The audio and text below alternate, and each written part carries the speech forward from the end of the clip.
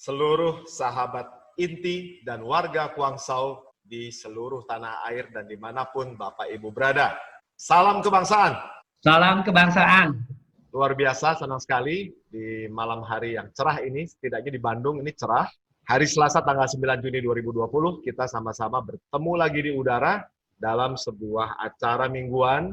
Ini yang keempat kalinya Pak Dedi ya? Betul. Yang keempat kalinya sudah diadakan oleh Perhimpunan Inti. Ini konsepnya adalah virtual meeting, tentunya juga sekaligus podcast. Artinya Bapak Ibu, seluruh rekan, sahabat, warga dapat melihat ulang tayangan acara ini di kanal atau channel YouTube Inti Jabar. Nanti tolong di-subscribe, lantas like, dan jangan lupa lonceng. Betul, notification ya. Jadi Bapak Ibu bisa menikmati seluruh tayangan yang kami share untuk kita semua. Semoga bermanfaat.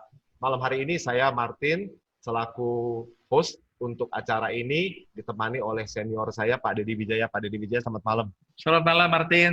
Nah, selamat malam semua. Tentu juga semua rekan yang hadir di acara ini.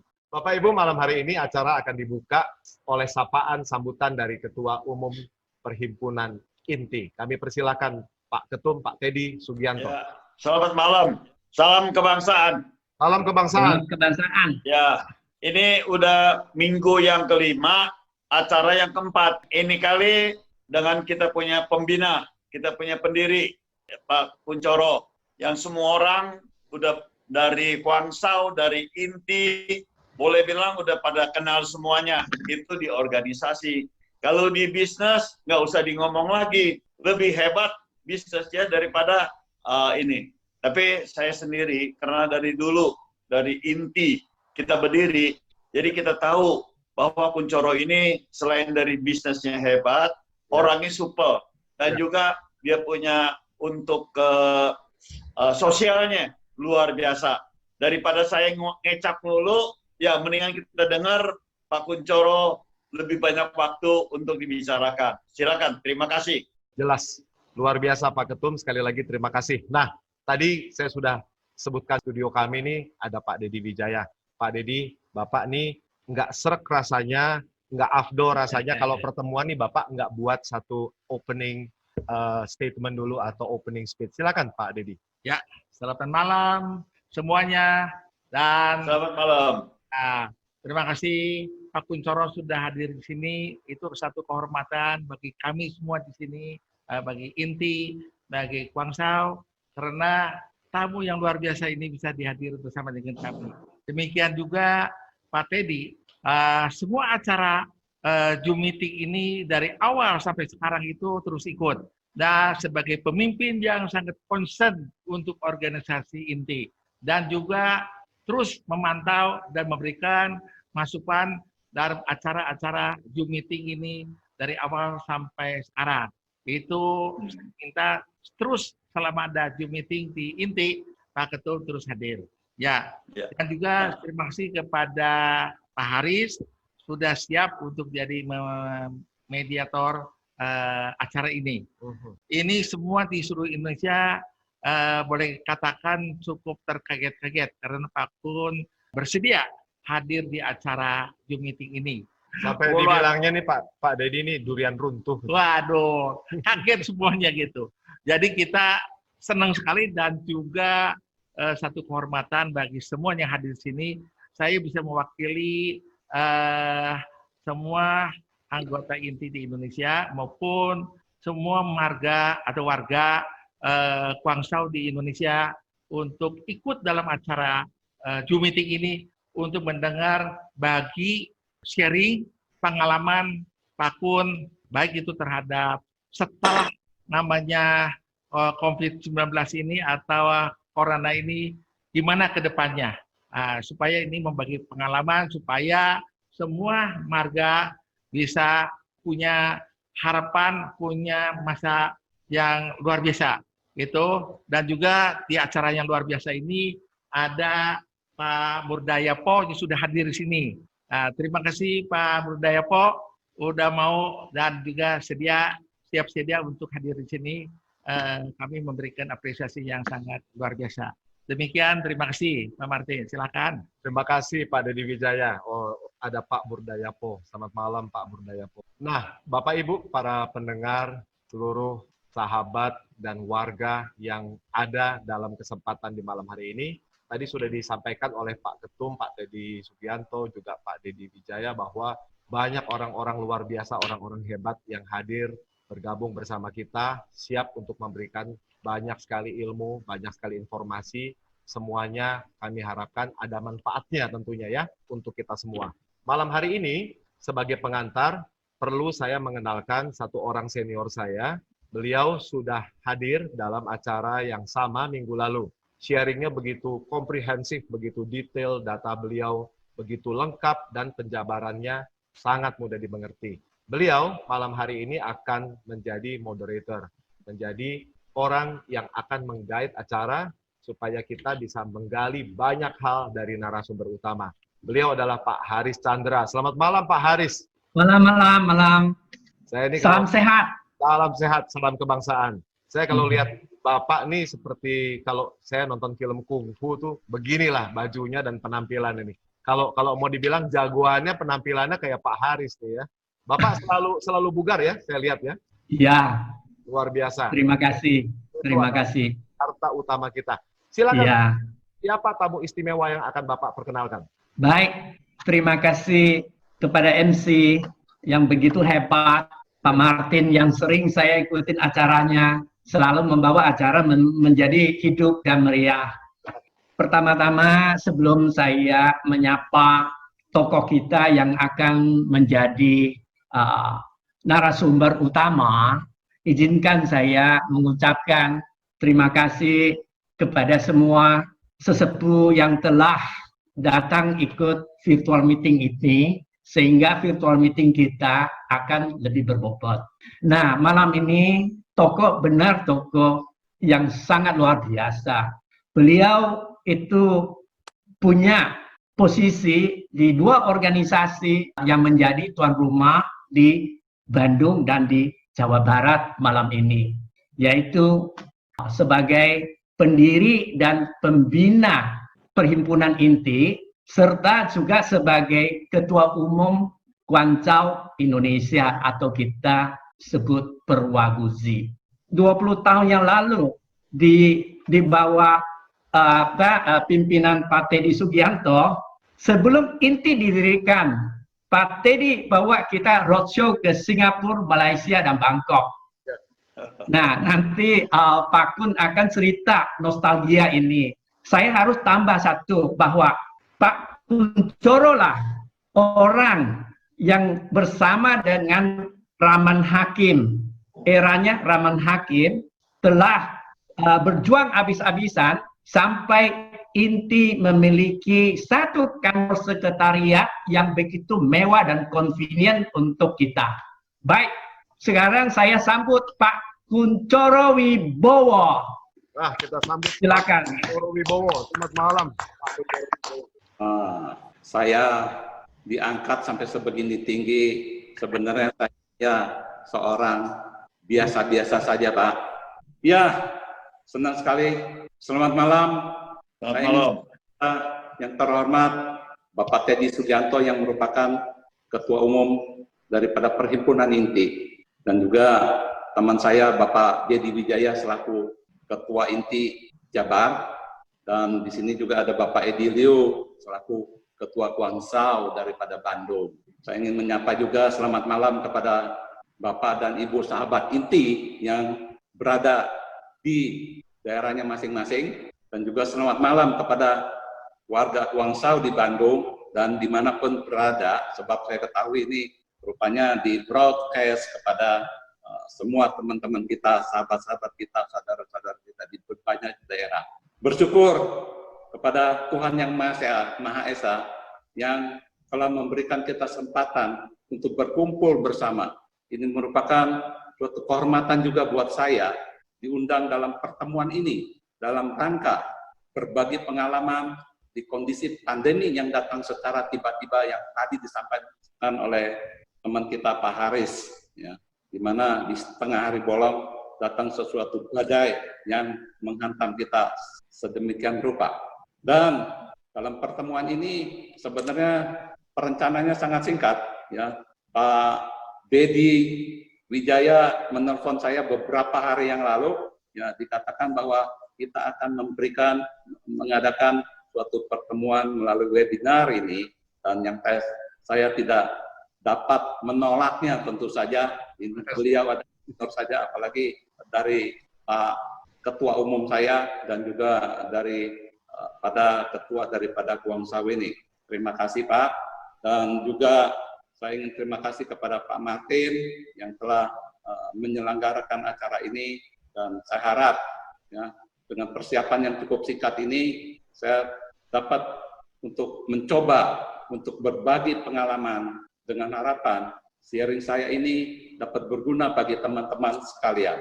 Sedikit mengenai sejarah daripada perkenalan saya dari INTI. Ya. Ini INTI kalau kita ingat dibentuk pada 21 tahun yang lalu, tepatnya di tahun 1999, di mana setelah kerusuhan terjadi, ya, di mana Indonesia berada dalam titik yang sangat rendah. Di situ INTI lahir. Lahirnya tentu saja mempunyai suatu pengalaman yang cukup membawa kita yang sebelumnya semua masing-masing daripada etnis Tionghoa khususnya hanya memperhatikan di bidang ekonomi, di bidang perdagangan yang memang itu kita ditempatkan dan hanya berada dalam pada sektor itu yang kita bisa dapat bertumbuh dan bergerak. Ya. Dan saya diberikan kesempatan di dalam kepemimpinan dari Pak Edi Lembong dan juga Pak Rahman Hakim, saya mendapatkan periode dipercaya menjadi Bendahara Umum INTI dari tahun 1999 sampai 2017. Dan dari setelah itu 2017 sampai dengan sekarang dengan Ketua Umum Pak Teddy Sugiarto, ya saya menjabat sebagai Dewan Pembina. Ya. Dan dalam perjalanan ini, kalau dilihat di dalam gambar ini sekilas bahwa kita juga sempat bersama-sama dengan di sini kita lihat para pengurus INTI dan pendiri INTI sebagian di sini, yang dimana kalau kita melihat setelah 21 tahun banyak ada 4 di sini yang sudah menjadi almarhum dan mendahului dari kita. Ini merupakan suatu jasa-jasa daripada senior-senior kita. Di sini ada Pak Beni Setiono, Pak Edi Lembong, ya, Pak Chang Jingsao, dan Pak Karta, ya, telah mendahului dari kita. Ini merupakan suatu perjalanan yang sangat mempunyai suatu arti tersendiri. Makanya foto ini khusus ditayangkan. Dan juga di dalam perkumpulan Perwagusi. Pak Kun sebentar. Ya. Kalau saya lihat di foto pendiri tersebut, kalau saya nggak salah, Pak Kun dari arah kami yang berada di paling kiri ya? Betul tuh. Itu waktu masih muda belia ya. Sekarang sudah di kepala 6 ini. Justru saya lihat lebih muda sekarang dari di foto itu, Pak Kun. Saya kenal dengan Pak Haris ini 5 tahun sebelum daripada pembentukan daripada INTI, di mana tahun 94 kalau tidak saya kita bersama-sama dan Pak Hari Darmawan, Pak Edi Lembong, kita mengadakan study tour ke Jepang bersama-sama. Disitulah titik perkenalan kita pertama dengan Pak Haris, dan perjalanan pertemanan kita, persahabatan kita ini tidak terasa sudah hampir 30 tahun ya, dan saya harap ini tetap akan menjadi suatu pengalaman abadi kita. Dan juga mengenai Perwagusi, ya ini merupakan suatu perkumpulan daripada warga Guangzhou Indonesia, di mana kita memiliki 31 cabang-cabang di seluruh daerah, dan saya dari tahun 2008 sampai 2017 dipercayakan sebagai Ketua Jakarta, dan 2017 sampai sekarang menjabat sebagai Ketua Umum daripada Perwagusi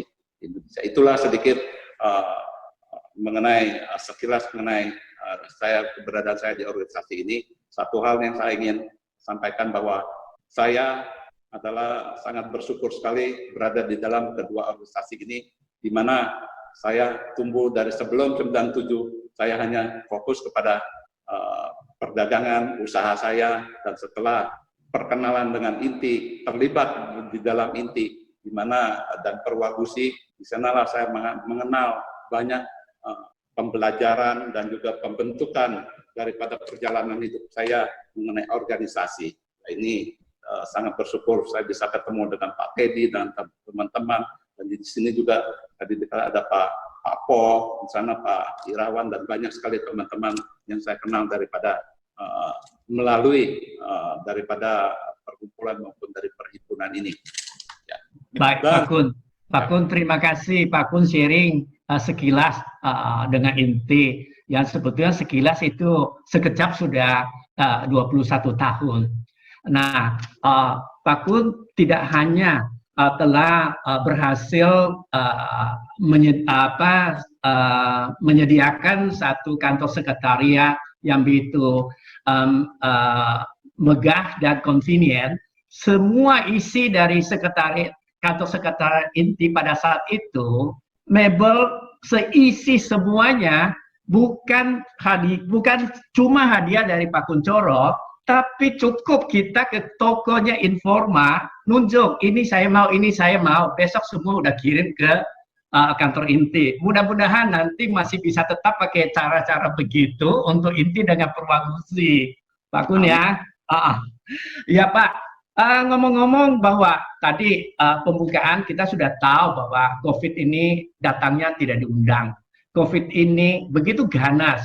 COVID ini langsung hantam hampir semua sedunia punya ekonomi, terutama Indonesia. Dan kita semua tahu bidang-bidang, nggak usah kita rincikan lagi, bidang yang paling terpuruk. Salah satu bidang yang paling terpuruk adalah bidang eceran atau retail business.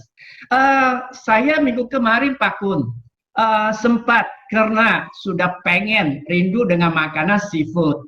Saya pergi dari rumah saya ke Muara Karang, Sentosa Seafood. Di perjalanan saya lewat di Pluit Village, satu mall gelap gulita. Lewat dari mall sedikit, saya lihat ada sederetan ruko terang benderang. Tahu-tahunya itu ruko itu adalah S Hardware. Tetangga semua gelap gulita dan penuh dengan mobil. Saya terasa, apakah betul kita dalam keadaan terpuruk bisnis retail? Bagaimana Pak Kun? Apakah S Hardware adalah satu pengecualian atau bagaimana Pak Kun? Bisa share dengan kita semuanya. Terima kasih banyak Pak. Ya memang sebagai penyedia alat-alat rumah tangga dan alat-alat kebutuhan daripada kita sehari-hari, kita mendapatkan suatu surat izin khusus seperti halnya daripada ini merupakan Ace Hardware, Informa, juga merupakan satu kebutuhan daripada kehidupan kita sehari-hari, maka kita mendapatkan izin tersendiri bahwa Ace Informa menjadikan salah satu retail store yang bisa tetap buka kalau maunya itu buka, ya kan, tetap saja merujuk pada jaga jarak, protokol daripada kesehatan ini, ya. Dan saya ingin sedikit balik mengenai COVID ini. Tadi Pak Hari sudah menceritakan bahwa memang COVID ini tidak hanya menerat korban, tapi juga melumpuhkan perekonomian kita dan mengubah gaya hidup daripada masyarakat dan juga bagi kita semua, ya kan. Dan sudah kalau kita merefresh sedikit, sudah tidak kurang daripada 7 juta orang di dalam di dunia ini yang telah meninggal, dengan yang terkonfirmasi positif sudah lebih daripada tiga yang meninggal sudah lebih daripada 3 juta orang, ya. Dan itu di Amerika, ya. Dan di Indonesia sendiri, ya, itu 32.000 orang yang terkonfirmasi positif, dengan yang meninggal akibat daripada COVID adalah 1.800 orang lebih. Dan juga di dalam jadi pelemahan daripada indeks kita dari 6.000 lebih itu 6.500 lebih hingga ke titik terendah di bawah 4.500. Nilai rupiah melemah hingga 16.000 lebih pada bulan yang terjadinya COVID ini, dan dan tercatat sampai 66, ya tadi saya sudah katakan sudah 3,7 juta kasus pemutusan hubungan kerja pada sektor-sektor formal, Ya, ini merupakan suatu dampak yang sangat besar yang datang secara tiba-tiba yang menghantam kita. Dan dengan kejadian ini, suatu perubahan gaya hidup kita, bagaimana kita berbelanja semua menjadi serba online, dan kita jabatan tangan dan berpelukan merupakan tradisi dari pada kita sekarang. Ya, kita harus menggunakan masker. Kita melihat orang tidak pakai masker menjadi sesuatu yang merasa was-was, ya kan? Dan kita sudah menimbulkan suatu kebiasaan peduli pada kebersihan dengan mencuci tangan, menggunakan hand sanitizer dan lain sebagainya. Itu merupakan apa yang terjadi. Ya. Dan kita bisa memiliki banyak pelajaran daripada market di Tiongkok, di mana mereka terjadi pandemik ini sejak Januari, persis 2 hari sebelum tahun baru Imlek, di mana seluruh negara di lockdown, khususnya dari Wuhan daripada awalnya, dan begitu lumpuhnya supply chain dan logistik juga menjadi terganggu, dan orang berbelanja di sanalah timbul yang namanya online lebih agresif, lebih aktif, dan tapi ada juga suatu positifnya, yaitu di dalam misalnya Carrefour itu bisa tumbuh dengan lebih daripada 6 kali lipat daripada sebelum-sebelumnya, ya. Dan saya ingin sampaikan bagaimana sih yang tadi dipertanyakan oleh Pak Haris, ya kan, the new normal. Ini sesuatu yang kita hadapi dari sekarang dan ke depan, dan juga nanti saya ingin sampaikan bagaimana sebagai pribadi, sebagai pimpinan daripada organisasi ini, dan bagaimana perusahaan kita merespon daripada new normal ini dan apa yang kita harapkan daripada kedepannya ini, ya. Dan sering yang ditanyakan oleh banyak yang bertanya-tanya, kapan sih kita akan kembali normal ini dalam kehidupan sebelum daripada pandemik ini? Tentu saja jawaban saya adalah kita tidak akan kembali ke normal selama tidak ada vaksin, ya kan? Dan situasi kehidupan kita tidak akan kembali seperti sedia kala dalam waktu yang cepat ini. Ya, ini merupakan suatu sebab gaya hidup, kehidupan lifestyle kita sudah berubah, ya kan? Kita sudah tidak ada berjabat tangan, wajib menggunakan masker, orang lebih peduli daripada kebersihan. Namun semua itu kita melihat apa sih dampak positifnya dari semua itu, ya. Kita melihat 1 bulan setelah kita PSBB, kita melihat udara di sekitar kita begitu indah rasanya, ya, begitu biru langit-langit yang ada di situ, yang boleh dikatakan tidak lama sudah kita merindukan suatu udara yang bersih, polusinya jauh menurun, dan kita bisa rasakan pohon-pohon dengan itu jauh lebih tumbuh, lebih memberikan suatu kehangatan, lebih memberikan suatu kerindangan dari sana. Ini yang kita rasakan di dalam hati kita yang paling dalam. Dan di dalam kehidupan kita juga, oleh karena contohnya seperti saya, sudah 3 bulan lah sejak kejadian ini, saya work from home, di mana banyak hikmahnya yang saya lihat secara positif, di mana hubungan antar keluarga juga lebih hangat dan lebih menikmati daripada kehidupan daripada kita di rumah ini. Yang selama ini boleh dikatakan, kalau contohnya saya pergi pagi pulang malam, ya kan, tidak ada waktu untuk melihat kebun saya, melihat rumput-rumput di sekitar saya, melihat air di belakang rumah saya, danau di rumah saya. Ini suatu buat saya adalah suatu kenikmatan tersendiri. Jadi saya memiliki suatu kualitas hidup yang lebih baik lah, boleh dikatakan. Ya, saya lebih menghargai hal-hal kecil di dalam lingkungan saya. Ya, ini hubungan keluarga jadi lebih akrab, baru saja kemarin kita berkelakar di rumah, ya sudah lama kita tidak pernah makan siang bersama dengan anggota keluarga, dengan anak-anak saya. Dan kebetulan mereka baru saja kembali juga setelah selesai sekolah dari Amerika, satu lagi memang lagi liburan, dan mereka berkumpul, dan ini hal-hal yang perlu kita nikmati memang, dan kita syukuri. Sebab di sisi lain, kejadian daripada ini kita melihat bukan hanya kita sendiri, dan ini semua terjadi di Indonesia, dan lebih besar lagi di dunia terjadi hal yang sama. Semua kontraksi daripada ekonomi, semua terjadi suatu perubahan-perubahan yang sangat mendasar sekali, ya. Dan di dalam segi positifnya juga kita melihat, ya, di dalam 2 minggu ini sudah kelihatannya ada return baik, ya, suatu kurva yang cukup baik sudah mengarah lebih tinggi, di mana penguatan rupiah secara psikologi, ya, dari 16.000 lebih turun dan hari ini sudah pada ambang 14.000 di bawah sedikit. Dan ini dikenakan oleh suatu perhitungan inflasi yang sangat rendah dan juga perbedaan suku bunga di dalam dan di luar negeri yang sangat perbedaan jauh. Kalau kita lihat suku bunga 10 tahun dari SBN itu 7,06% per tahun, sedangkan US Treasury pada waktu jangka waktu 10 tahun itu hanya 0,8%. Artinya flow in daripada capital inflow itu besar sekali. Dan ini yang menyebabkan kita lihat tren daripada US dollar ini akan mengarah kepada penguatan. Dan juga yang tidak kalah pentingnya yang saya lihat adalah dengan adanya keyakinan terhadap pasar daripada masyarakat, terutama terkait dengan kebijakan pemerintah dan juga dari otoritas kita yang cukup responsif, ya, dalam menghadapi COVID-19 ini.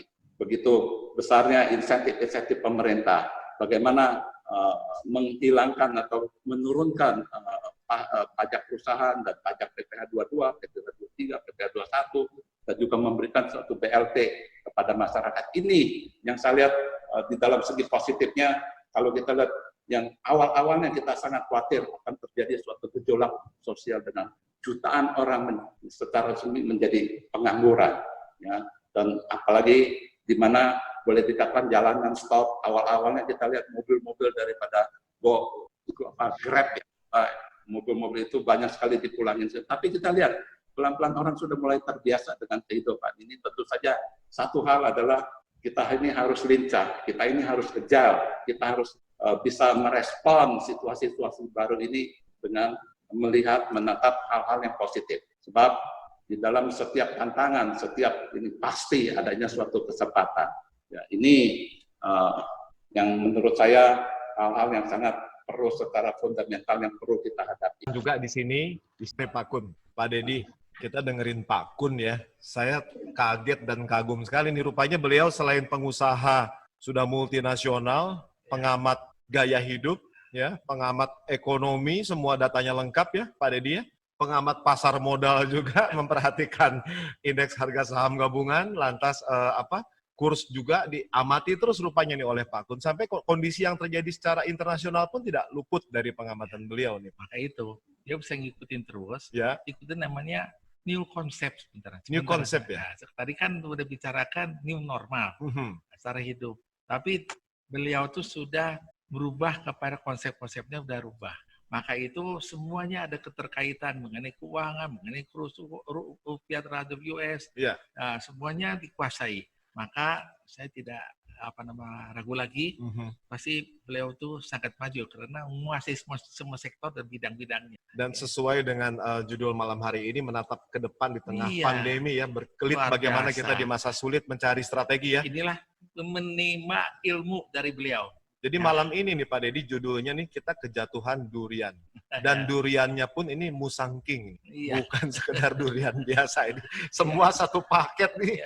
Pak Kun, ya, Pak Haris nih, saya lihat nih luar biasa nih, bawa narasumber nih, bintang sekali. Dilanjut, silakan Pak Haris dan Pak Kun. Sebentar, ya, Pak Kun. Pak Kun, terima kasih sharingnya Pak Kun. Saya nggak nyangka begitu dahsyat nih dampak COVID, Pak Kun. Dan awalnya begitu mulai Indonesia kasus pertama, yaitu tanggal 2 Maret, beberapa kali saya ikut acara di ILC, itu bikin saya empot-empotan. Rasanya bukan hanya saya saja, Pak Kun. Bahkan banyak suara yang mengkhawatirkan gejolak-gejolak ini bisa dampak ke social unrest. Tapi ternyata syukur karena pemerintah punya kebijakan pas sekali resepnya untuk keadaan Indonesia. Ditambah lagi saya lihat banyak organisasi masyarakatan juga cukup alert bahwa kita dalam keadaan sulit. Terutama inti di bawah Pak Teddy Sugianto. Tiada hari yang tidak melakukan bantuan sosial. Dan itu pun bukan hanya terkonsentrasi di Jakarta atau terkonsentrasi di kota besar. Saya lihat di mana di Palu, saya lihat di mana di Bengkulu, saya lihat di mana-mana. Juga demikian dengan warga Kuancau kita. Hampir semua merata di seluruh pelosok Indonesia kita adakan hal-hal begitu. Nah, karena ini Inti telah mendapatkan penghargaan 2 rekor dunia muri. Kita layaklah memberikan aplaus kepada Inti. Ya, Pak Teddy harus terus semangat ini, harus terus membakar semangat ini, dan seterusnya nanti sampai seperti Pak Kun mengatakan bahwa COVID ini baru berlalu bila mana kita menemukan vaksin. Berapa cepat menemukan vaksin, tidak ada satu yang bisa menjawab dengan pasti. Nah, sekarang mau tidak mau, suka tidak suka, kita mau jalankan kehidupan. Saya ingin tanya Pak Kun, peluang-peluang apa masuk dalam new normal? Karena kita tahu sosok Pak Kun itu adalah seorang pengusaha sangat kreatif, mungkin bisa memberikan banyak wejangan kepada anak-anak muda. Karena hari ini saya tahu banyak anak-anak muda karena mau tahu keadaannya ini dan langsung belajar dari praktisi, banyak yang ikut, termasuk ada Gema Inti, ada YEC, ada pemuda Kuancau. Semuanya lagi konsentrasi mengikuti virtual seminar ini. Jadi bagaimana Pak Kun bisa memberikan mereka satu wejangan untuk bagaimana bisa memulai satu yang sekarang lagi hot, yang disebut startup. Pribadi saya melihat bahwa startup ini banyak orang identik kalau bikin startup itu harus ada kaitkan dengan teknologi. Harus ada satu tujuan atau satu goal mencapai yang disebut unicorn. Yang sebetulnya startup menurut saya adalah bila mana kita mulai satu usaha baru yang dulunya kita nggak pernah sentuh. Katakanlah saya buka satu warung khusus jual nasi goreng spesial apa gitu loh. Mungkin spesial apa, itu buat saya itu startup. Nah, saya ingin dengar penjelasan dari Pak Kunchoro supaya anak-anak muda ini dan untuk menciptakan satu startup itu juga sangat didukung oleh Presiden Jokowi. Pak Kun, silakan.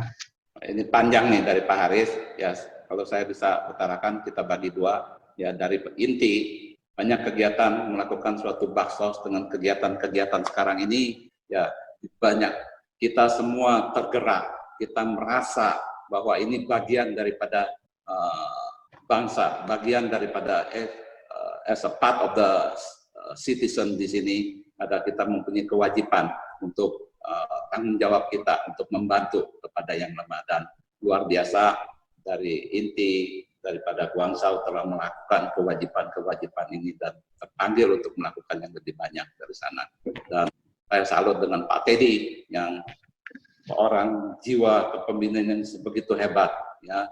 Kalau boleh dikatakan urusan kantor aja sampai dilepaskan semua, waktu 24/7 hanya untuk inti. Ya, kalau cari Pak Teddy Sugianto ini dari Senin sampai Minggu pun ada di kantor sekretariat inti. Ini luar biasa memang. Ya. Dan buat saya pada intinya, ya, bagaimana kita bisa melakukan selain dari kita melakukan daripada memberikan sumbangan, melakukan suatu kegiatan sosial, tapi ini atau di bawah dari sana yang terpenting adalah bagaimana kita melihat dan bagaimana selain daripada kita melakukan kegiatan-kegiatan sosial CSR yang kita lakukan, tapi yang lebih penting adalah bagaimana kita sehari-hari dalam kita melakukan terhadap orang-orang kita. Sebab saya lebih percaya di dalam sana kita bisa memberi, kita bisa melakukan sumbangan, tentu saja ini hasilnya dari mana? Tentu dari usaha kita kan, terus dari perusahaan kita kan, yang menghasilkan suatu profit, menghasilkan suatu keuntungan.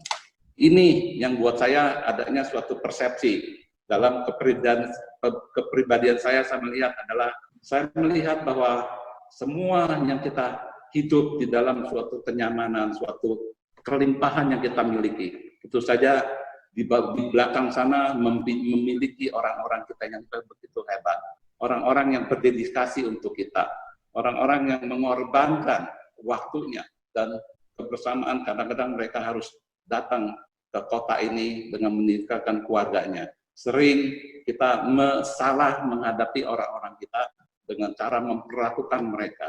Ya, kita tidak bisa memperlakukan orang-orang kita yang menghasilkan suatu kelimpahan, suatu keberkahan buat kita dengan menganggap orang-orang kita itu sebagai mesin, sebagai objek daripada ini. Tapi kita harus menjadi mereka lah sebagai pahlawan daripada kita. Mereka lah orang-orang di belakang daripada kejadian. Dan inilah seperti halnya di dalam perusahaan kita. Dan saya menganut nilai-nilai daripada di sini.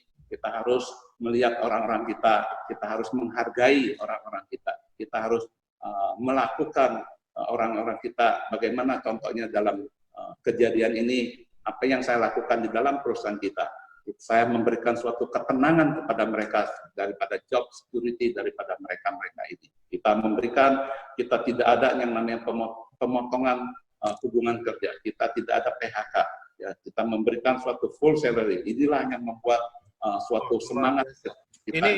Ini menarik sekali nih, Pak Kun. Ini menarik sekali karena pemotongan gaji, apalagi PHK itu sudah jadi gelombang yang begitu masifnya ya, Pak Dedi. Tapi ngomong-ngomong sebentar nih, Pak Dedi haus nggak?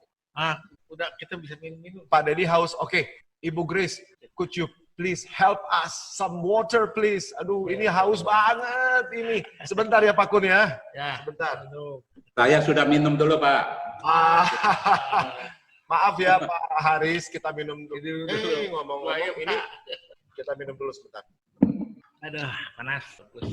Pak Dedi, apa yang beda malam ini? Ini Gelasnya atau tumblernya ya Pak ya. Ini unik nih, kita punya tumbler baru nih malam ini. iya. Ini ada tulisannya Ace Vakum. Ada tulisan 25 atau 25 years anniversary. Waduh, ini ngomong-ngomong Pak Kun, kami cukup surprise juga, kaget juga. Rupanya Ace Hardware Indonesia ini sudah 25 tahun ya berkarya di tanah air di Indonesia. Ini luar biasa. Ini keren banget, tumblernya juga ini kokoh banget dan airnya terjaga tetap hangat. Kami minum ini tetap hangat airnya. Ngomong-ngomong, saya mau tanya sama Pak Kun. Kami penasaran ya, ada satu kata yang begitu sering diucapkan dalam hidup, yaitu help. Karena help itu erat kaitannya dengan permintaan tolong. Banyak orang kalau bilang, could you please help me, dan lain sebagainya. Itu sering dan kerap kita dengar. Tapi baru ada satu, bisa dibilang, tempat. Di mana tempat itu bisa membuat orang berpikir, tempat itu adalah tempat yang penuh bantuan. Atau a helpful place. Nah, kita kalau lihat sekarang tagline atau semboyan a helpful place itu selalu ada di setiap cabang Ace Hardware, betul, Pak Dedi ya. Ya. Kita perlu tahu juga. Tadi saya lihat ini korelasinya kuat sekali. Tadi kalau kita simak nih Pak Dedi, Pak Kun bilang Ace mungkin atau anak perusahaan, grup perusahaan yang Pak Kun pimpin tidak ada PHK, ya tidak ada pemotongan salary. Ini luar biasa. Nah, cuma kami penasaran juga, kenapa ada satu tagline atau ada satu kata-kata kalimat yang bisa menjadi juga semboyan bahwa tempat Bapak itu adalah really a helpful place. Kenapa Pak? Bisa tolong jelaskan Pak Kun? Wah, pertanyaannya sangat sophisticated dan juga namun ini merupakan memang suatu tagline atau suatu nilai-nilai yang kita terapkan dalam bisnis kita, Pak. Khususnya di dalam Ace Hardware. Seperti kita ketahui bahwa perlu Bapak ketahui bahwa kita ini mempunyai beberapa perusahaan-perusahaan di dalam retail khususnya yang dikenal ya. Adanya Ace Hardware, ada Informa, ada yang Catai, Toys Kingdom, ada juga Pets Kingdom untuk binatang-binatang, training center dan sebagainya. Ada juga Ataro, itu cukup banyak di sana. Dan khususnya hari ini oleh karena ada pegang tumbler daripada ACE sedikit mengenai ACE. Ya, ACE memang sudah 25 tahun ya Luar biasa. dalam menjalankan bisnis ini sesuai dengan tagline-nya adalah the helpful place, ya, di mana kita ACE adalah a solution, di mana orang-orang yang datang ke ACE bukan hanya mencari barang ini ada di lorong mana, tunjukkan lorong. Kita membangun ini ada menjadi solution maker. Yang ditanya sama customer, kalau rumah saya bocor, saya harus menggunakan alat apa untuk menambalnya, atau saya mau melakukan suatu pekerjaan ini dengan alat apa yang cocok. Jadi ini merupakan suatu kita mempunyai kepentingan dalam di mana orang-orang kita siap untuk melayani. The helpful place selalu memberikan suatu solusi, dan dari sanalah sebab membangun suatu karakter, membangun suatu kemampuan daripada setiap orang itu membutuhkan suatu investasi yang begitu banyak. Kita memiliki 919 outlet sekarang ini di 45 kota di Indonesia.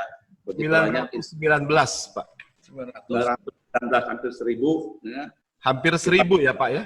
Kita memiliki ACE Hardware sudah 200 lebih, di mana 12 diantaranya berada di kota-kota Bandung, ya 12 outlet di kota Bandung saja, ya di tempat Bapak di sana. Dan ini sebentar Pak Kun. Pak Dedi ini, Pak Kun ini keterlaluan ya. Nggak ada ACE Hardware yang saya lihat kecil ya. Ya, 200 lebih, artinya beliau pun mungkin lupa jumlahnya. Jumlah pastinya ini berapa. Padahal nggak ada ACE yang kecil ya. Saya kira mungkin ada outletnya yang belum dikunjungi. Yang belum dikunjungi pasti ada nih outlet ACE yang belum pernah jejak kaki. Pak Kun selaku foundernya di Indonesia tuh pernah menjejakkan kaki di situ ya. Pak Dedi, saya lihat ini satu hal yang unik. Bapak kan sering ke ACE ya. Ya. Kalau dilihat kan ACE tuh isinya alat-alat sebenarnya lelaki banget ya Pak ya. Maskulin banget tuh kalau barang-barang di ACE ya. Tapi kalau saya perhatikan sekarang, ibu-ibu juga banyak pakai ACE Pak. Anak-anak muda ya, anak-anak millennials, mau cowok, mau cewek banyak. Seolah-olah ACE ini jadi satu wahana yang lain. Bukan sekedar berjualan alat-alat teknis atau alat-alat rumah tangga kalau saya lihat. Ya. Kalau Bapak lihatnya itu gimana Pak? Saya lihat orang lebih seneng datang satu tempat, Aha. itu semuanya beres. Itu one center, Iya. one stop center. Iya. Nah, karena bagi perusahaan seperti saya, kenapa perusahaan saya wajibkan beli di ACE Hardware? Serius nih Pak? Betul, kenapa? Wah, Karena di sana tidak akan terjadi kong kali kong. kong kali kong.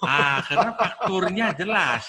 Karena Ya. fakturnya jelas ya? Jelas, nggak bisa beli barang yang harganya nggak tahu berapa, Aha. kualitasnya gimana. Jadi Betul saya banget. memberikan, beli di sana satu kenyamanan dan kepastian. Iya. Dan Baik sekarang kualitasnya. fakturnya di email loh Pak. Iya, jadi Pembelian tuh di email ya. Betul. Jadi udah nggak mungkin dimain-mainin Jadi, lagi tuh. perusahaan itu tidak akan faktur pajaknya terlupa. Iya. Kalau nggak di reinvest ke Iya. perusahaan, Iya. siapa yang nanggung uang itu Iya, kalau betul hilang banget, Pak. fakturnya? Betul banget. Ini konsep yang luar biasa. Ini masuk ke new concept, ini Ya. masuk ke apa yang tadi Pak Kun bilang sebagai salah satu bagian menatap ke depan ya di tengah situasi yang begini sulit ya. Ini satu persiapan dan ini sebenarnya sudah bukan persiapan lagi ya Pak Dedi ya. Sudah dilakukan sudah dilakukan begitu hebatnya oleh ACE. Nah, ngomong-ngomong Pak Kun, ada satu hal juga Pak Haris juga pasti punya jawabannya. Setiap kali kita ke tempat itu, ke ACE, kita selalu bertemu dengan orang-orang yang memang helpful. Orang-orang yang knowledgeable, orang-orang yang memang memiliki satu pengetahuan yang begitu komprehensif, begitu holistik tentang semua produk yang kita tanyakan. Dan sikapnya, attitude-nya, terlihat sekali bahwa mereka bekerja dengan hati. Ini satu penghargaan karena saya yakin mungkin 90% lebih dari audiens yang tergabung dalam acara malam hari ini adalah pelanggan dari ACE Hardware. Kalau biasanya toko atau tempat mengucapkan terima kasih kepada customers, mungkin malam hari ini kita juga perlu secara serentak bertepuk tangan sebagai ucapan terima kasih kepada ACE Hardware yang sudah melayani kita 25 tahun di Indonesia dengan hati. Kita beri tepuk tangan dulu. 10 detik saja.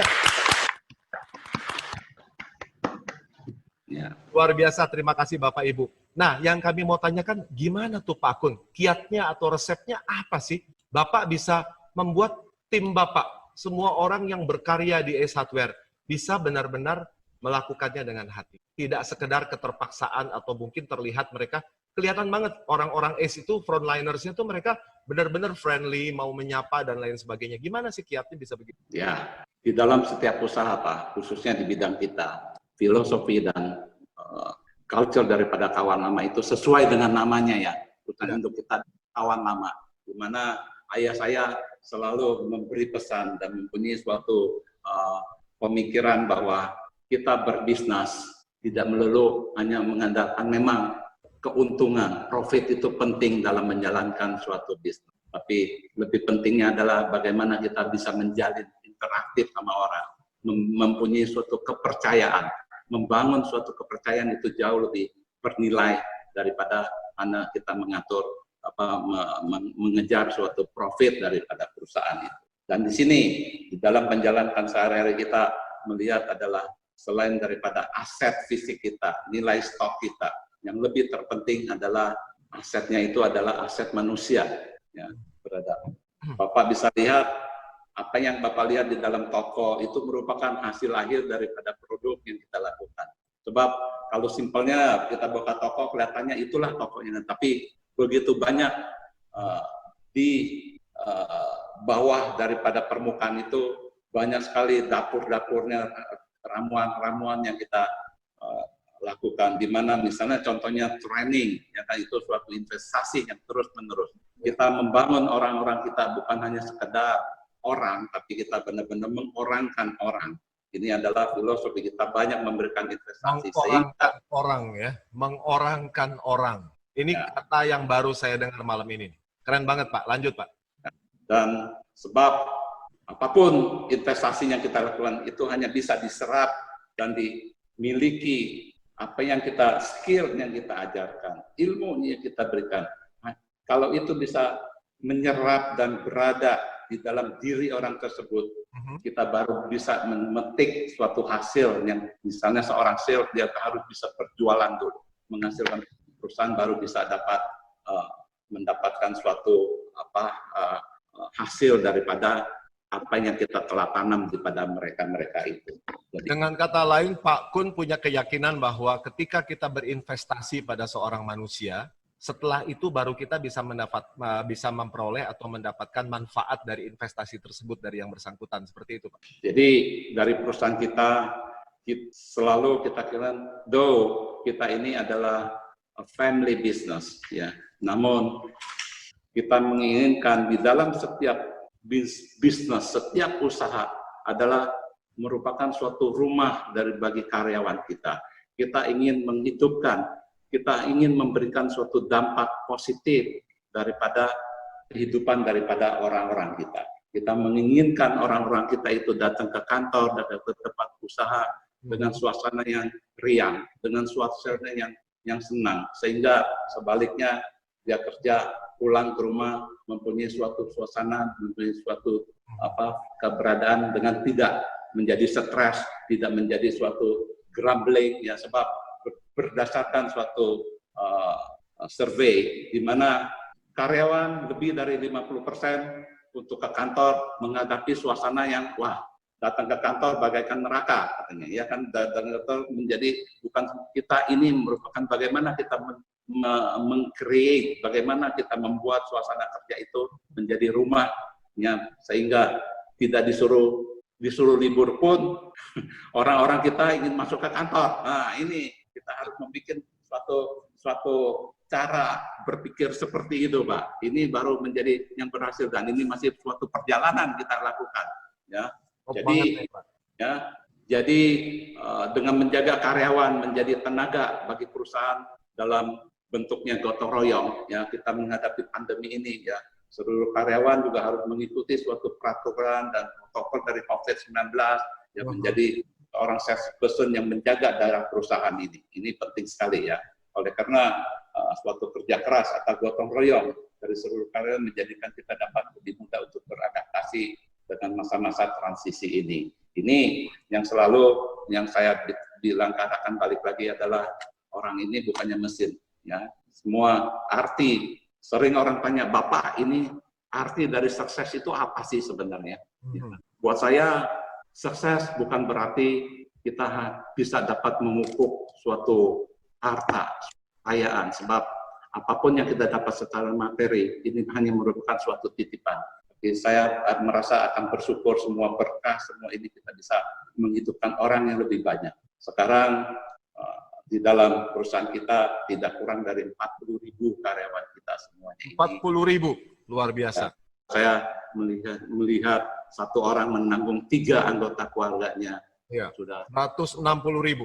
160.000, dan ini suatu angka yang tidak kecil kalau saya menoleh kembali dari sebuah kios, sebuah toko 65 tahun yang lalu dijalankan, didirikan oleh ayah saya, di mana saya masih pakai celana pendek, berkeliaran di sana, membantu toko, membungkus, berdiri. Ya, saya ini hidup dan tumbuh from learning, from doing, ya, di mana semua setelah kita jalani, ya, jadi seorang salesman, dari seorang penjual, penagih, pembuku, dan inilah buat saya adalah beruntung sekali juga kita mempunyai suatu family, mempunyai suatu sibling, ya, anggota keluarga, adik-adik cukup erat, cukup akrab satu sama lainnya.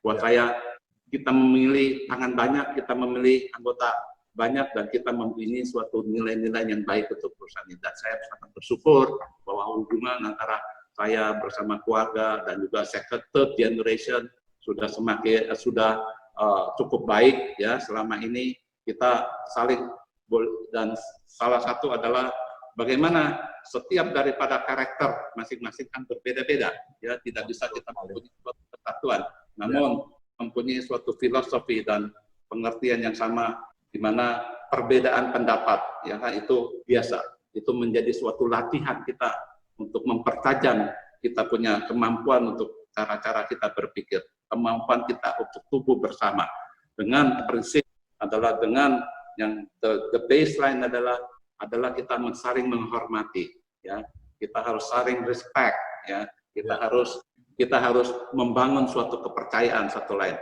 Itu yang namanya debat, ribut, perbedaan itu biasa. Tapi satu hal, apapun yang kita telah setujui, apapun yang kita sepakati, kita harus mendukung semua keputusan itu. Salah atau benar? Keren banget.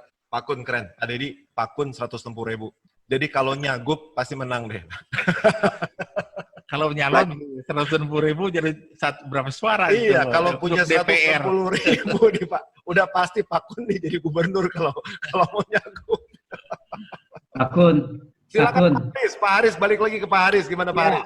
Pak Kun telah cerita bagaimana jalan Pak Kun menjalankan perusahaannya. Saya pernah bicara sama Pak Kun. Cerita ini semua harus dituliskan dalam satu biografi Pak Kun. Saya yang kasih judul. Judulnya itu adalah Dari Gerobak Menuju Konglomerat. Keren banget tuh. Dari gerobak sampai menjadi konglomerat. Dari gerobak menuju konglomerat. Nah, kita semua tahu Pak Kun sudah dalam ranking sekian versi top. Tadi cerita Pak Kun bagaimana dia punya gaya manajemen, mudah-mudahan terjawab dengan anak muda yang sedang menunggu, pengen tanya Pak Kun bagaimana sih untuk mulai satu startup. Sebetulnya yang paling mengganggu anak muda sekarang memulai dengan satu startup itu adalah selalu mereka mengatakan bahwa soal modal. Ya. Tapi kalau kita lihat perjalanan Pak Kunchoro, bukan modal Pak ya. Dari awal, dari satu toko kecil, dari gerobak, untuk sekarang menjadi konglomerat yang begitu diperhitungkan. Betul nggak Pak Kun? Jadi pengen ceritanya bagaimana masih ada tambahan mengenai memberikan wejangan kepada anak muda yang sedang sekarang lagi getolnya untuk startup. Iya, betul. Saya sepakat nih dengan pertanyaan Pak Haris. Apalagi sekarang juga banyak rekan-rekan muda dari Guangzhou yang juga menyimak acara ini. Pak Kun mungkin bisa punya kiat atau tips untuk para pemula atau para startup. Ya, yang selalu mengeluh kekurangan modal. Usahanya. Tuh gimana Pak Kun? Ya, ini saya di dalam generasi yang sudah lewat sebenarnya ya. Mengenai buat saya melihatnya adalah kita ini di generasi the baby boomer, tentu saja berbeda dengan pemikiran anak-anak muda. dunia sudah berbeda, we have to adapt. Saya ini, generasi baby boomer ini melihat anak-anak ini baru saja seperti contohnya, anak saya baru pulang dari Amerika, baru umur 18 tahun. Ya, 2 hari kemudian udah bertanya, saya bisa gak ketemu ke siapa nih? Saya bersama beberapa teman kemarin ngobrol mau bikin suatu apps yang bersifat untuk membantu dengan keadaan COVID ini. Siapa yang harus bicara? Kalau ini sebab teman-teman pulang beberapa waktu yang lalu, mereka begitu diperiksa tidak membawa surat lengkap, itu kan harus dites COVID, harus swab test, dan mereka harus dikarantina. Selama ini kan kalau kita lihat fasilitas kita di sini kan artinya misalnya orang tidak sakit bisa sakit kalau karena fasilitasnya kurang begitu memadai, oleh karena semua ini datang secara bertubi-tubi, ya kan? Bagaimana kalau orang yang mempunyai suatu ekonomi skill yang lebih baik, boleh nggak dia di karantina atau masuk ke hotel-hotel yang anak-anak ini, dan mereka itu misalnya di-tag, ya, mereka itu dimonitor, tidak bisa mereka itu mempunyai suatu tracking system. Mereka itu begitu banyaknya pertanyaan-pertanyaan, saya bilang udah ngomong udah kompeten di dalam ini, setelah dijelasin ya mereka mengerti. Dan inilah contohnya, anak-anak muda sekarang itu umur segitu aja tuh begitu kreatif. But on the other side, seumur-umur kita, then one thing we have to learn also, kita ini di dalam baby boomer ini berpikir on the reality, yang namanya on the step by step berdasarkan pengalaman. Namun, startup ini memang adalah kita tidak bisa menghindar atau kita harus mengikuti yang namanya digitalization. Ini yang harus suatu yang tidak kita bisa hindari, apalagi setelah COVID ini, di mana kita lihat begitu besar. Kalau kita lihat, kita tidak bisa membawa diri kita, ya ini jelek, no sudah mati, ini sudah PHK, ini. Namun kita seperti saya sampaikan, we have to see on the positive side. Kita harus melihat kesempatan yang begitu besar, digitalization. Ya, kita melihat bagaimana training online, bagaimana wellness, bagaimana sesuatu delivery, ini app-app yang baru, meditation online dan sebagainya, ini besar sekali kemungkinannya. Dan untuk masuk ke dalam startup ini adalah salah satu. Buat saya adalah pesannya, to whatever the business yang kamu masukin, tapi you have to be involved, ya, bukannya sebagai startup, then you just put your money ke sana, dan you just look at the result. Buat saya adalah prinsip kita mengikuti sesuatu, kita invest di dalam sesuatu, kita harus terlibat setidak-tidaknya. Kalau kita rugi sekalipun, kita masih mendapatkan suatu ilmu, mendapat suatu pengalaman yang kita ketahui. Sebab daripada kita taruh duit di startup, buat saya sih prinsipnya lebih baik ada uang, taruhnya di bank, lalu kita tidak terlibat, ya kan? Apapun yang kita masuk, dan you have to be in it, you have to start with it. Hanya saja sering anak-anak muda saya, anak muda kita, mereka mempunyai suatu education yang sebegitu tinggi, mempunyai suatu network yang begitu besar. Banyak sekali faktor analisanya terlalu dalam, terlalu banyak, sampai-sampai mimpinya terlalu banyak, realisasinya tidak jalan, akhirnya masih jalan di tempat. Buat saya, apapun yang kamu lakukan juga, start from a single step, ya, itu yang perlu harus dilihat. Ya. Startup is something that yang penting kamu terlibat di dalam pembangunannya. Orang tua, saya yakin, akan memberikan suatu peluang-peluang kamu, apalagi whatever the business ini merupakan diversified. Sering saya bilang daripada teman-teman kita, ya seperti halnya orang tua sendiri pun harus beragile atau beradaptasi di dalam perubahan-perubahan zaman ini. Kita tidak bisa mengharapkan atau kita tidak menuntut anak-anak kita dari sekolah yang tinggi-tinggi kita lakukan, tapi balik kemari mereka diminta untuk bantu di dalam usaha kita tidak ikuti perkembangan dengan situasi zaman dulu lagi. Itulah diri juga sebagai orang tua harus melakukan suatu perubahan-perubahan untuk mengikuti zaman, sehingga anak pulang yang setelah kita investasi pembelajaran yang sebegitu besar, we are ready untuk membiarkan mereka kesempatan untuk tumbuh walaupun dengan gaya yang berbeda. Kita tidak bisa lagi seperti di dalam COVID ini, banyak sekali pembelajaran atau pengalaman bagi saya. Ya. Saya satu orang yang boleh dikatakan yang konservatif, ya, yang tidak banyak melakukan suatu pemakaian gadget, ya kan. Handphone saya ini hanya ngerti saya di WA, di telepon, ya kan, di WeChat, dan saya tidak ngerti bagaimana menggunakan yang namanya Instagram, Facebook, dan sebagainya. That is out of work. Namun, contohnya seperti ini, dalam waktu 3 bulan saya belajar banyak. Bagaimana saya menggunakan webinar, bagaimana saya mengikuti Microsoft, dan lain-lainnya. Ini suatu pembelajaran, it's a blessing dengan adanya satu kejadian COVID yang sebegitu besar ini dampaknya. Ya, kita melihat suatu positif. Namun, ya semuanya ini banyak sekali yang perlu kita pelajari. Pada dasarnya adalah di dalam membangun daripada diri kita, bagaimana kita mengefektivitaskan melalui teknologi, ya, dengan sistem IT dan sebagainya. Ini menurut saya masa depan Indonesia dengan 240 juta penduduk sini itu sangat disayangkan kalau kita merasakan wah seperti sudah tiada hari besok, ya kan. Buat saya we have to see always on the positive side, Pak. Ya kan, 240 juta orang, apa kita jual satu barang ke 240 juta aja udah nggak bisa kita layani. That is so big. Kita beruntung dengan jumlah penduduknya yang relatif muda, lebih dari 50% adalah anak-anak berada di umur 30 tahun. Ini begitu besar. And kita sangat beruntung juga berdasarkan prediksi daripada analis pada tahun 2030 kita menjadi salah satu kekuatan ekonomi di dalam the top 5 atau top 4 di dalam dunia ini. Ini suatu momen begitu besar. Kita punya potensi daripada ini. Hanya saja kita masing-masing harus bagaimana. Buat saya sih, biarpun umur saya udah di kepala 6 ini, buat saya never stop to learn, ya kan? Dan never stop to learn, never stop to grow, dan to have an improvement setiap saat. Itulah bagaimana kita melakukan bekal-bekal kehidupan kita ini. Dan saya bersyukur dengan adanya teman-teman melalui saya punya networking, melalui saya ini, saya beruntung banyak sekali teman-teman yang memberikan suatu membangun saya punya sekolah kehidupan saya untuk tumbuh menjadi saya ini. Tadi dikatakan sama Pak Haris, wah, Bapak menjadi konglomerat, dan buat saya, that is another material side. Buat saya adalah diri saya yang lebih saya utamakan. Saya ingin hidup dengan sederhana, hidup dengan jalan kemanapun saya bisa relax, ya kan? Saya kemanapun menjadilah saya seutuhnya lah.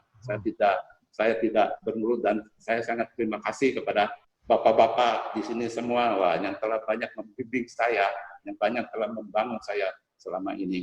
Ya. Keren ini banget, Pak Kun. Pak Kuncoro, nggak terasa waktunya run out, kita tinggal 15 menit. Tapi kita masih mau dengar begitu banyak dari Pak Kuncoro. Saya nggak tahu hostnya kalau perpanjang waktu bagaimana, apakah mungkin atau tidak. Karena Pak Kuncoro bicara real story-nya, itu banyak memberikan inspiratif dan... Sebentar. Sebenarnya waktunya sudah habis. Tapi karena tadi Pak Januar dan Pak Isharyadi atau Pak Isharyanto dari ACE ini mengirimkan tumbler kepada kami terima sogokan deh. Kami kasih 5 menit lagi.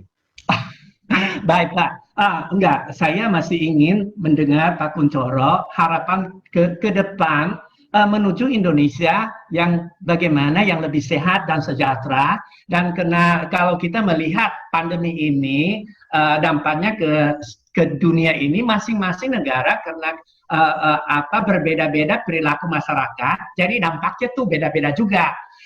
Tadi begitu Pak Kun mungkin karena banyak hubungan sama China, begitu tahu keadaan bagaimana mereka atasi pandemi ini, dan di China bahkan di negara-negara lain semua orang disuruh stay home. Di China setelah stay home 3 bulan kemudian itu angka perceraiannya melonjak. Tapi kalau di Indonesia lain, Pak Kun. Di Indonesia setelah 3 bulan yang data-data yang menunjukkan, ini real data, bahwa banyak yang menjadi hamil, yang jadi hamil Pak Kun, karena terlalu banyak waktu di rumah. Jadi istrinya pada hamilin istri, ini salah satu yang luar biasa di Indonesia. Jadi kita dalam satu, seperti Pak Kun bilang, itu keluarga menjadi hangat. Karena mungkin kehangatan inilah Jadi nanti kita punya sebutannya apa ya, demografi bonus bisa lebih panjang. Jangan-jangan mungkin nanti awal tahun depan kita bisa warga Kuancau atau sahabat dari Inti bisa terima telur merah dari Pak Kuncoro kali ya. Pak Kuncoro bisa tambah anggota keluarga, Pak Kun. Pak Kun, nanti kalau sebelum selesai ini, saya ingin dengar dari sesepuh kita, mau minta Pak Po menyampaikan sepatah dua patah kata, Pak ya. Kalau waktu mengizinkan gitu loh. Kita cari Pak Po, mudah-mudahan Pak Po masih online. Kita pengen dengar seorang tokoh Pak Po, bagaimana juga sedikit pandangan beliau ya setelah mendengar virtual seminar ini, dan tanggapan beliau lah bagaimana melihat ini, satu. Terus yang kedua, saya nggak tahu masih ada waktu untuk tanya jawab nggak. Kalau nggak ada pun aku tetap pengen todong satu memberikan tanggapan lah, karena kebetulan beliau sebagai seorang wakil rektor dari Universitas BINUS, dari kepala sekolah BINUS di Bekasi, namanya Pak Idris Gautama. Nah, minimum dua ini saya minta MC. Izinkanlah ini dua ini, nanti kita sambil menunggu Pak Kun sharing lagi harapan ke depan, bagaimana Indonesia menuju lebih sehat dan sejahtera. Baik, silakan Pak. Terima kasih Pak Haris. Baik, kami persilakan Pak Murdaya Po yang pertama. Silakan Pak Murdaya Po memberikan. Sekarang atau tunggu Pak Kun sampaikan dulu harapan-harapan Pak Kun. Oke. Siapa dulu kami serahkan kepada Pak Haris? Mungkin Pak. Saya pikir lebih baik Pak Kun dulu, biar Pak Kun. Halo, masih online Pak Kun? Saya lihat hilang nih Pak Kun. Halo, Pak Kun hilang dari layar. Ada. Hah? Itu suaranya. Iya. Pak Kun, ya Pak Kun. Bisa Pak Kun? Unmute. Suaranya hilang. Unmute. Di-mute. Pak Kun punya, oke. Ya, oke. Pak Kun, harapan ke depan bagaimana Indonesia menuju lebih sehat dan sejahtera. Ya, Bapak ini sebenarnya perpanjang waktu untuk saya bicara. Yang saya khawatirkan bukan pembicaraan saya, yang saya khawatirkan adalah membosankan pembicaraan saya bagi para pendengar-pendengar. Sama sekali tidak, Pak Kun. Pak Kun, partisipannya tidak ada yang exit, Pak. Dan satu hal, ya di sini saya terhormat ada Pak Murdaya Po, perlu saya ingin tambahkan Pak Pur. Pak Murdaya Po merupakan senior saya yang saya sangat hormati, menjadi panutan saya. Beliau adalah seorang yang sangat memberikan suatu jasa yang luar biasa bagi kita masyarakat etnis Tionghoa khususnya, di mana beliaulah yang berada di legislasi sebagai tim untuk perumusan daripada pengesahan undang-undang anti diskriminasi. Ini merupakan suatu jasa yang sangat besar, suatu tokoh yang perlu kita berikan suatu apresiasi jasa-jasanya. Ya, yang terakhir dari saya adalah, ya Pak, buat saya bagaimana harapan kita, it's not going to change ya, tidak akan ada perubahan. Perubahan ini akan masih membutuhkan waktu untuk menjadi seperti halnya kita sebelumnya. Namun semuanya ini kita harus melihat secara bagaimana peluang-peluang yang akan kita bisa dapatkan dari sana. Di mana tadi kita lihat bahwa kita melihat bahwa yang paling penting adalah di dalam diri kita sendiri, bagaimana kita harus be kreatif dan kita harus lincah ya, penuh dengan ide-ide dan inovasi. Itu contohnya tadi dengan suatu startup maupun suatu bisnis kemungkinan yang bisa kita create di sana, ya kan? Dan dengan teknologi juga bagaimana cara kita berkomunikasi dan belajar untuk mengenai virtual meeting dan sebagainya. Ya, kita harus lebih produktif lah. Dan satu lagi, kita harus bersyukur apa yang kita miliki, sebab apa yang kita ada sekarang ini, apa yang kita diberikan sudah hari ini, kita dapat hidup, kita dapat bernapas hari ini, sudah merupakan suatu berkah yang harus kita syukuri, dan kita harus berbagi kepada masyarakat yang lebih luas. Itu buat saya tidak mengambil waktu yang begitu banyak. Terima kasih semuanya. Sekali lagi, selamat malam. Terima kasih Pak. Ya, terima kasih. Terima kasih Pak Kunchoro. Di layar handphone saya sudah banyak respon Pak. Mereka semuanya merasa mendapatkan sesuatu yang sangat bermanfaat dan betul-betul sangat inspiratif. Nah, sekarang kita sambil hostnya tolong undang Pak Po untuk menyampaikan. Ya, Pak Po, halo Pak Po. Halo Pak Po, selamat malam. Pak Murdaya. Halo, selamat malam Pak Po. Wah, sehat kelihatan cerah Pak Po. Ini saya udah kena lockdown selama 2 bulan, tapi tambah sehat kok. Iya, syukur. Kegiatan inti. Alhamdulillah. Kegiatan saya terima kasih sama Kunchoro. Memang Kunchoro itu suatu kebanggaan saya sejak dulu. Sejak dulu dia bisa jadi pemimpin masyarakat Tionghoa di Indonesia. Itu patut kita dukung dia. Nggak, yang saya perlu sampaikan terima kasih sama Teddy. Yang saya tidak sangka betul-betul dengan seumur Wang Teksin itu dia betul-betul ternyata semangatnya luar biasa. Dan untuk pemersatuan masyarakat Tionghoa Indonesia inti, dan kebetulan mungkin saya ulangi lagi Undang-Undang Nomor 12 2006 soal kewarganegaraan di mana namanya sudah ada, tidak ada pribumi, non pribumi, tidak asli, non asli, dan memang saatnya inilah kita buktikan. Dan ternyata inti bisa membuka dalam keadaan sulit ini, kita masyarakat Tionghoa Indonesia itu banyak sekali nonjol membantu. Selain inti, banyak individu-individu itu. Nah, disinilah saya ingatkan, supaya kita lebih bersatu, bagaimana kita bisa membantu Indonesia itu lebih sejahtera, lebih makmur, dan memang saat ini kebanyakan masyarakat Tionghoa kita agak lebih mampu. Jadi pakailah keadaan ini sebaik mungkin yang kita duanjek ya, Kicongwennya bisa bersatu untuk sama-sama membantu negara kita. Itu yang saya inginkan dengan singkat. Jadi terima kasih, saya juga diundang untuk acara ini. Semoga kita sering-sering ketemu di Zoom lain ini. Iya. Nanti Pak Po juga ikut, harus jadi pembicara juga Pak Po. Oh, oke, lain kali saya usahakan. Ya, terima kasih sebelumnya. Terima kasih. Ya. Terima kasih Pak Po, waktunya Pak Po. Ya, salam sehat Pak Po. Ya.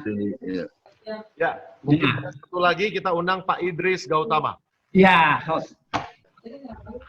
Di mana Pak Idris? Oke, terima kasih Pak sudah di-unmute. Tadi di-mute, mohon maaf, jadi saya tidak bisa ngomong tadi. Ya. Baik, gini Pak. Pertama-tama tentunya para sesepuh ya, Pak Po yang sangat saya hormati, Pak Kunchoro, Pak Teddy ya. Kemudian juga senior saya nih Pak Haris nih. Ya, terima kasih Pak. Jadi memang Pak, saya selalu banyak kegiatan Pak Haris itu yang saya ikuti gitu ya, dan saya melihat orangnya ini sangat positif gitu. Nah, hari ini saya diminta untuk memberikan komentar tentang apa yang disampaikan oleh Pak Kunchoro. Pak Kunchoro, terima kasih banyak Pak. Itu di saat ini Pak, kebetulan saya tuh ada di beberapa organisasi, termasuk di dalamnya itu International Council for Small Business. Jadi kami membantu para UKM di Indonesia Pak. Ya, dan kami mengembangkan suatu konsep yang namanya human Pak, human entrepreneurship, bukan human Pak, human. Jadi human ada E-nya gitu, human entrepreneurship. Nah, di mana di situ apa yang Pak Kunchoro katakan tadi ya, bahwa mengutamakan orang, kemudian sukses itu adalah yang ingin disampaikan oleh Pak Kunchoro adalah sukses itu adalah suatu perjalanan. Sukses jangan dijadikan sebagai suatu tujuan. Karena kalau dijadikan sebagai tujuan, kita akan menghalalkan cara dan itu tidak berkat kan gitu Pak ya. Jadi saya melihat bahwa apa yang dikatakan oleh Pak Kunchoro itu bahwa beliau itu dari toko kecil menjadi besar dan punya 40-an ribu karyawan, 40 ribu lebih karyawan itu adalah karena beliau ingin menyalurkan berkat. Ada berkah-berkah yang didapatkan lalu ingin disalurkan. Nah, kemudian beliau mengatakan bahwa tidak ada PHK, tidak ada pemotongan.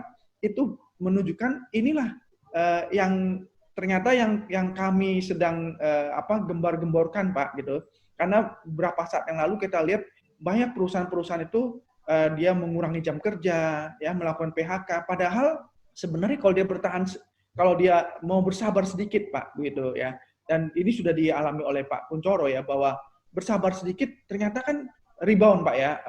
Banyak hal yang tadi Pak Kunchoro katakan itu sudah rebound ya, baik dari sisi indeks saham, kemudian pasar modal, kemudian harga currency dan nilai currency dan sebagainya gitu.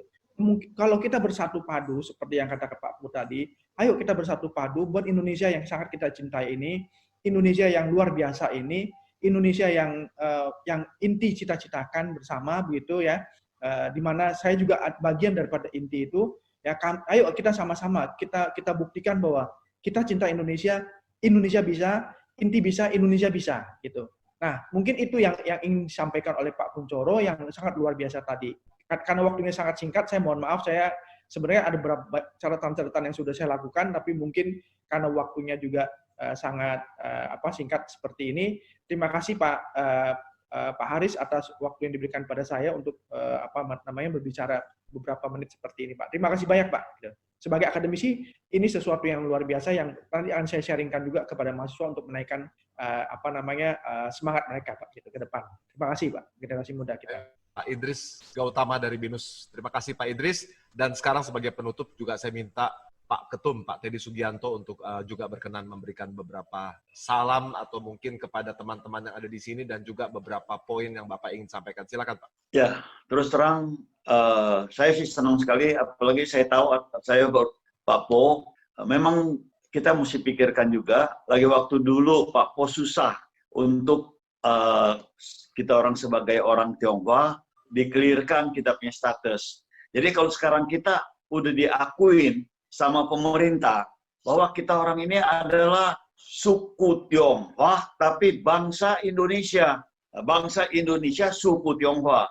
Jadi kalau saya pikir memang benar, kita selain dari mau cari duit di Indonesia, tapi kita orang pun mesti apa yang kita bisa bantu ke negara tercinta kita ini. Ya, terima kasih. Dan terima kasih juga Pak Kun, udah betul-betul sharing, kasih kita orang pengalaman dan juga kasih ini. Saya harap banyak dari orang inti yang sudah sukses bisa sering untuk kasih input kepada adik-adik kita yang anak-anak muda. Terima kasih. Luar biasa Pak Ketum, terima kasih. Silakan Pak Dedi. Ya, saya sekali lagi mengucapkan terima kasih pada Pak Kunchoro sudah mengisi acara ini yang sangat baik sekali. Dan juga terima kasih kepada Budaya Po yang sudah ikut memberikan masukan-masukan pada kita. Dan juga teman-teman seluruh Indonesia, inti, maupun dari Guangzhou di Indonesia. Dan ikutin terus tiap hari Selasa acara di Inti. Tentunya, dengan Pak. Jam 7 atau 7.30. Demikian, harap semuanya ini akan jadi satu pencerahan untuk memberikan motivasi kepada kita semua. Terima kasih kepada Pak Ketum. Ya, kepemimpinan Pak Ketum ini bisa membawa kita kepada jalan yang lebih cerah lagi. Demikian, semuanya semoga bermanfaat bagi kita semua. Terima kasih. Terima kasih Pak Dedi Wijaya. Dan tentunya Bapak Ibu, seluruh partisipan, seluruh peserta, audiens yang tergabung dalam virtual meeting di malam hari ini. Terima kasih Bapak Ibu sudah meluangkan waktu untuk hadir. Memang kita tahu bersama orang-orang hebat, waktu selalu terasa lebih cepat. Ingin sekali kita melanjutkan pembicaraan ini sampai pagi, tapi kami juga tahu Bapak Ibu semua punya kesibukan yang harus dibereskan untuk besok, persiapan istirahat yang cukup untuk menyongsong hari yang baru dengan optimisme yang baru. Luar biasa Pak Haris, terima kasih Pak Haris Chandra. Bapak adalah moderator yang sangat hebat, bisa menggali banyak hal dari Pak Kunchoro Wibowo. Juga luar biasa Pak Kunchoro, terima kasih. Bapak adalah sosok yang sangat inspiratif, bukan karena Bapak adalah pemilik dari Ace Hardware Indonesia, tapi karena Bapak orang yang sangat rendah hati, sangat realistis, sangat cerdas. Tentunya selalu Bapak dalam kondisi yang sejahtera, kita semua dalam kondisi yang sejahtera bersama keluarga. Bapak Ibu, mohon maaf malam ini kami tidak ada draw atau tidak ada pengundian untuk hadiah atau lucky draw, karena kami percaya mungkin minggu depan hadiahnya nanti dikirim dari Ace Hardware. Tadi Pak Haris sudah bilang katanya kalau perlu tinggal minta aja, nanti mungkin Pak Kunchoro akan kirim hadiah ya untuk teman-teman semua di sini. Kami tunggu. Sekali lagi apabila ada hal-hal yang kurang berkenan, apabila ada hal-hal yang membuat Bapak Ibu kurang berkenan, kami mohon maaf. Apa yang kami lakukan di sini semata-mata untuk berbagi banyak hal. Semoga bermanfaat, semoga ada nilainya, semoga bisa membawa inspirasi untuk kita semua. Saya Martin B. Chandra, sampai bertemu lagi hari Selasa, tanggal 16 Juni 2020, Selasa depan di jam yang sama. Selamat malam, salam kebangsaan.